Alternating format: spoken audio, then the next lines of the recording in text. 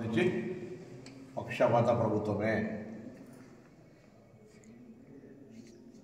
ఇలా రైతులకు 12,000 ఇవ్వడం బీజేపీ పార్టీకి ఇష్టం లేదా? బీజేపీ పార్టీకి ఇష్టం లేదా అని అడుగుతాను. మీ మాట తప్పినమా మాట తప్పలేదా ప్రజలు నిర్ణయిస్తారు.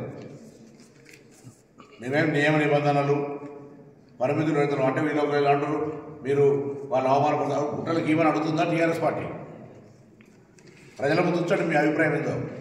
భూమి వ్యవసాయ యోగ్యంగా అనేటువంటి గుట్టలు, రోడ్లు, చెరువులు, రియల్ ఎస్టేట్కి సంబంధించిన నాలా కన్వర్షన్ అయిన వాటికి మేము ఇవ్వమన్నాం తప్ప వ్యవసాయం చేసినా చేయకపోయినా వ్యవసాయ యోగ్యమైన దయచేసి ప్రయత్నం దాన్ని కూడా రాజకీయం చేసే ప్రయత్నం చేస్తాం.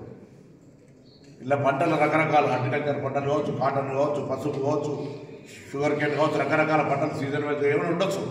వాటన్నిటినీ మేము ఎక్కడ కూడా క్రైటీరియా డిస్కషన్ లేకుండా సింగిల్ లైన్ వ్యవసాయ యోగ్యమైన ప్రతి భూమికి 12,000 రూపాయల సంవత్సరాల క్రితం చెప్పిన తర్వాత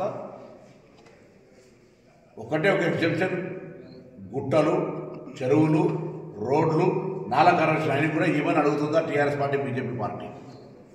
ఎస్ వీ విల్ రీచ్ 1,7,500.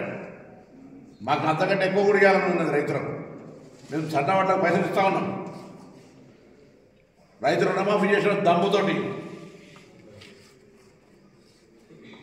ఆనాడు కూడా 2005లో యూపీఏ ప్రభుత్వంలో 72,000 కోట్లు చేసినాం మేము.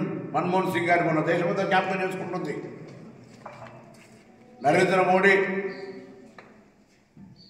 డ్రెస్సింగ్ అపీరెన్స్కు తప్ప బేసిక్ పబ్లిక్ ఇష్యూస్ మీద ఏం డిసిషన్ తీసుకున్నారని అడుగుతారు. ఇలా తెలంగాణ రాష్ట్రానికి భారతీయ జనతా పార్టీ ఇచ్చిన ప్రయోజనం ఏందని బహిరంగంగా అడుగుతారు.